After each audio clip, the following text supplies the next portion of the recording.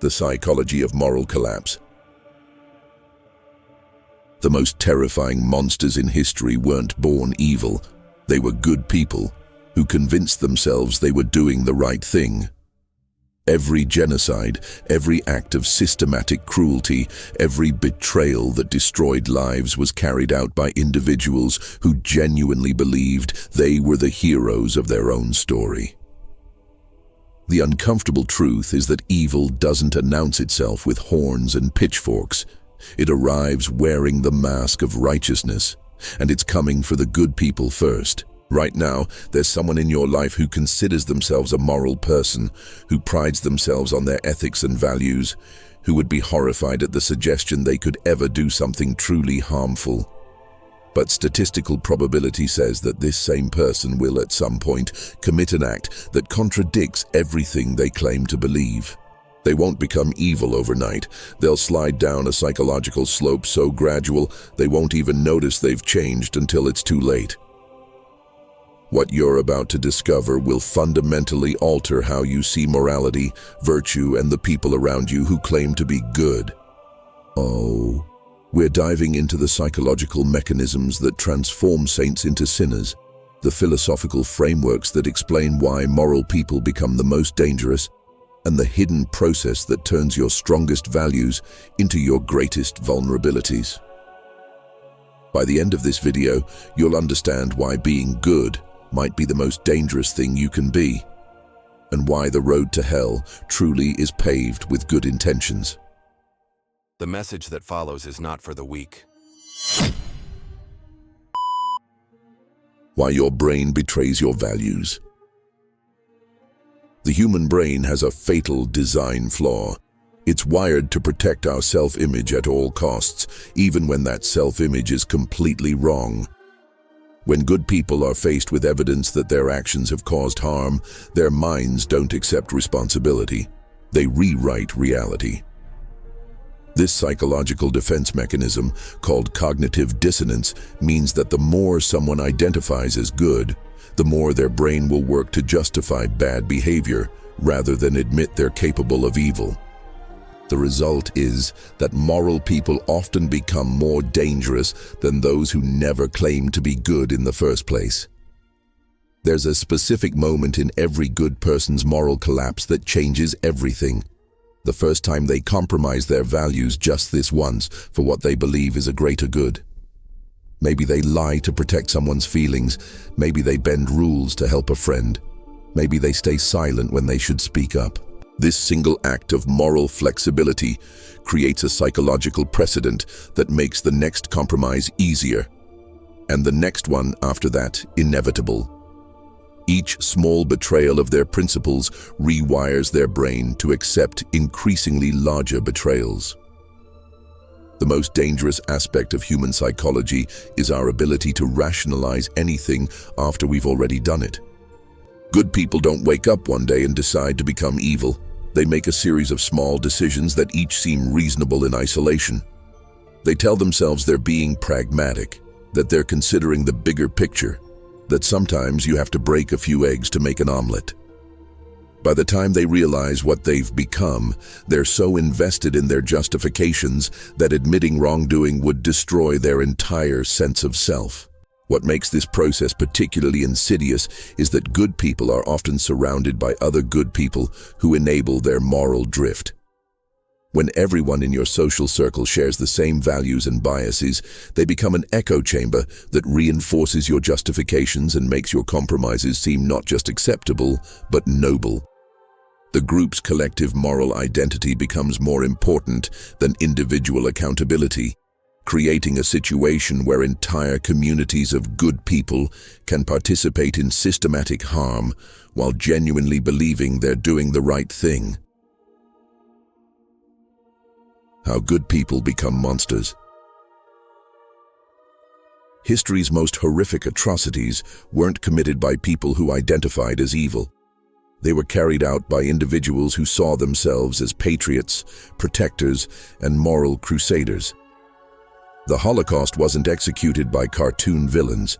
It was implemented by bureaucrats who believed they were saving their nation. Slavery wasn't maintained by people who thought they were monsters.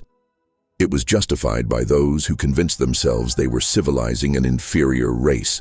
Every systematic evil in human history has been perpetrated by people who genuinely believed they were the good guys. The mechanism that enables this transformation is what psychologists call moral disengagement, a process where good people gradually disconnect their moral standards from their actions. They start by using euphemistic language that makes harmful acts sound noble. Enhanced interrogation instead of torture, ethnic cleansing instead of genocide, restructuring instead of destroying lives. This linguistic manipulation doesn't just hide the truth from others. It hides the truth from themselves, allowing them to maintain their moral self-image while committing increasingly heinous acts. The most dangerous good people are those who believe they have a monopoly on truth and righteousness. When someone becomes convinced that their cause is so important that it justifies any means necessary, they've crossed a psychological line that makes them capable of extraordinary cruelty. They're no longer bound by normal moral constraints because they've elevated themselves above ordinary morality. In their minds, they're not breaking rules. They're transcending them for a higher purpose. Social psychology experiments have repeatedly demonstrated how quickly good people can become perpetrators of evil when placed in the right circumstances. The Stanford prison experiment showed how college students could become sadistic guards within days. The Milgram experiments revealed that ordinary people would deliver potentially lethal electric shocks to strangers when instructed by an authority figure. These studies don't reveal that people are secretly evil. They reveal that goodness is far more fragile than we want to believe. The corporate world has become a perfect laboratory for observing moral collapse in real time. Good people enter organizations with strong ethical foundations, but the pressure to meet targets, the normalization of necessary compromises, and the gradual erosion of personal responsibility create environments where decent individuals participate in systematic harm. They convince themselves they're just following orders, just doing their jobs, just being team players, the same justifications used by perpetrators throughout history. What makes modern moral collapse particularly insidious is how it's been systematized and institutionalized. Organizations have learned to distribute responsibility so widely that no individual feels accountable for the final outcome. Good people can participate in harmful systems while maintaining plausible deniability about their role in the damage. They become cogs in a machine of destruction, each convinced that their small part couldn't possibly be responsible for the larger harm being done. Nietzsche's warning about virtue. Friedrich Nietzsche understood this dark truth about human nature when he wrote about the slave morality that Christianity had imposed on Western civilization. Nietzsche argued that traditional moral systems don't eliminate evil, they drive it underground, where it festers and eventually explodes in more destructive forms. When people suppress their natural will to power and convince themselves they're purely good, they become walking time bombs of repressed aggression and resentment. The most dangerous individuals are often those who have spent their lives denying their capacity for darkness. Hannah Arendt's concept of the banality of evil revealed how ordinary people become perpetrators of extraordinary harm through thoughtlessness rather than malice. Arendt observed that Adolf Eichmann wasn't a monster. He was a bureaucrat who had stopped thinking about the moral implications of his actions. This insight is terrifying because it suggests that evil doesn't require malicious intent. It only requires the absence of moral reflection. Good people become evil not through corruption, but through the gradual abandonment of critical thinking about their own behavior. The psychological research on moral licensing shows that people who establish themselves as good actually become more likely to engage in questionable behavior afterward. When someone does something virtuous, their brain interprets this as earning moral credits that can be spent on less ethical actions later. This means that the very act of being good creates a psychological permission structure for being bad. People who volunteer, donate to charity, or publicly support moral causes often feel entitled to cut corners in other areas of their lives. Albert Bandura's work on moral disengagement identified 8 specific mechanisms that good people use to justify harmful behavior: euphemistic labeling, advantageous comparison, displacement of responsibility, diffusion of responsibility, distortion of consequences, dehumanization, attribution of blame, and moral justification.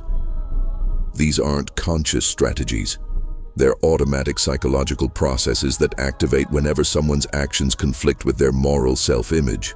Understanding these mechanisms reveals how systematic the process of moral collapse really is. Perhaps most disturbing is the research showing that people with the strongest moral identities are often the most susceptible to moral collapse. When someone's entire sense of self is built around being good, they have the most to lose by admitting wrongdoing. This creates a psychological incentive to double down on justifications rather than acknowledge mistakes. The person who never claimed to be particularly moral can admit fault and change course.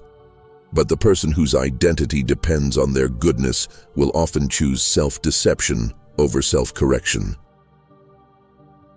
The hidden signs of moral decay.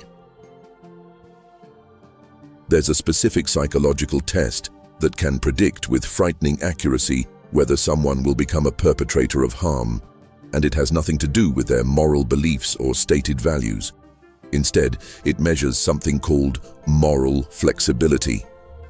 How quickly someone can adjust their ethical standards when faced with pressure or incentives. The most dangerous people aren't those who score low on morality tests. They're those who score high but show they can rationalize exceptions. Are you one of these people without knowing it? Researchers have identified a phenomenon called virtue signaling addiction, where people become so dependent on external validation of their goodness that they'll eventually do anything to maintain that image, including genuinely harmful acts disguised as moral crusades. These individuals don't just want to be good, they need to be seen as good, and that need becomes more important than actually being good. The question is, how many of your own moral positions are genuine convictions versus psychological dependencies? There's a hidden pattern in how good people choose their victims that reveals the true psychology of moral collapse. They don't target random people. They specifically target those they can rationalize as deserving punishment. They create elaborate justifications for why certain individuals or groups are obstacles to the greater good, making their destruction not just acceptable, but morally necessary. Once you learn to recognize this pattern, you'll start seeing it everywhere, including in your own thought processes.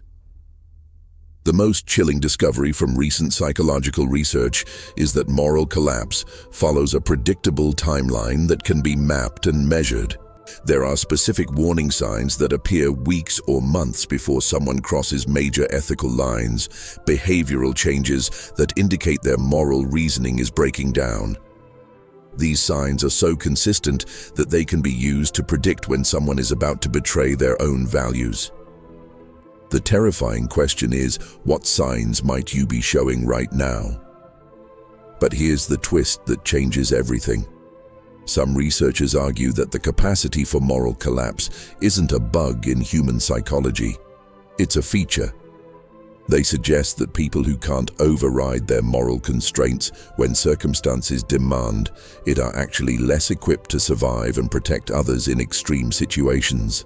This raises a disturbing question. In a world where good people are often powerless and bad people often win, is maintaining perfect moral purity actually a form of moral failure? And if so, what does that mean for how we should live? When goodness becomes dangerous. The psychological damage of moral collapse extends far beyond the immediate harm caused. It fundamentally rewires the brain's moral processing centers. When someone crosses major ethical lines, their anterior cingulate cortex, which normally signals moral conflict, begins to shut down. This means that each subsequent moral violation becomes easier because the brain literally stops recognizing it as wrong. The person doesn't just become capable of evil, they become incapable of recognizing evil in themselves, creating a permanent blind spot that makes rehabilitation nearly impossible. Victims of good people who turn bad suffer a unique form of psychological trauma called moral injury. The deep wound that occurs when someone you trusted to be ethical betrays that trust. Unlike other forms of betrayal, moral injury attacks the victim's fundamental belief in the possibility of goodness itself. They don't just lose faith in the perpetrator, they lose faith in their ability to judge character, in the reliability of moral systems, and often in their own goodness. This creates a cascading psychological collapse that can take years to heal. The families and communities surrounding someone experiencing moral collapse often develop what psychologists call complicity trauma, the psychological damage that comes from being forced to choose between loyalty and morality. They watch someone they love transform into someone they don't recognize, and they must decide whether to enable the behavior, confront it, or abandon the relationship entirely. Each choice carries devastating psychological consequences, creating ripple effects of trauma that extend far beyond the original perpetrator. Perhaps most disturbing is the research showing that witnessing moral collapse in others can trigger a phenomenon called moral contagion, where observers begin to question their own ethical standards and gradually adopt more flexible moral reasoning. When good people see other good people doing bad things and getting away with it, their own moral constraints begin to weaken. This creates a psychological epidemic where moral collapse spreads through communities like a virus, infecting even those who initially resisted. The long-term psychological impact on society is a gradual erosion of what researchers call moral trust, the basic assumption that most people will generally try to do the right thing. As more examples of good people doing evil things become visible, entire populations begin to adopt defensive, cynical worldviews that assume the worst about human nature. This creates a self-fulfilling prophecy where moral behavior becomes increasingly rare because people stop expecting it from themselves and others, leading to a downward spiral of ethical degradation across entire cultures. Breaking the cycle of self-deception. So what does this mean for you right now, as someone who probably considers yourself a good person? The uncomfortable truth is that recognizing your capacity for moral collapse is the first step toward preventing it. The people most likely to become perpetrators of harm are those who believe they're incapable of it. True moral strength doesn't come from believing you're inherently good. It comes from acknowledging that you're inherently human, with all the psychological vulnerabilities that entails. The moment you stop questioning your own moral reasoning is the moment you become dangerous.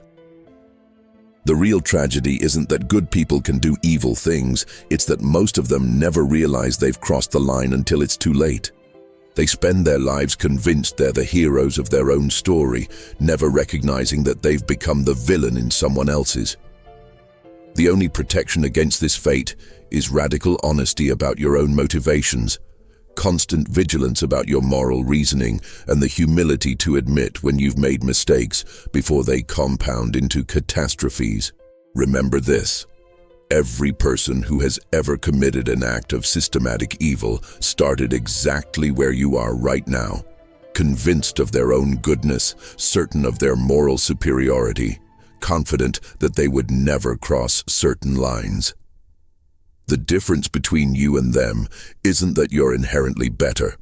It's that you now understand the psychological mechanisms that can transform anyone into anything. The question isn't whether you're capable of evil. You are. The question is whether you're brave enough to acknowledge that capacity and guard against it. Your awareness of this dark potential might be the only thing standing between you and becoming everything you claim to despise. The complete script is now finished.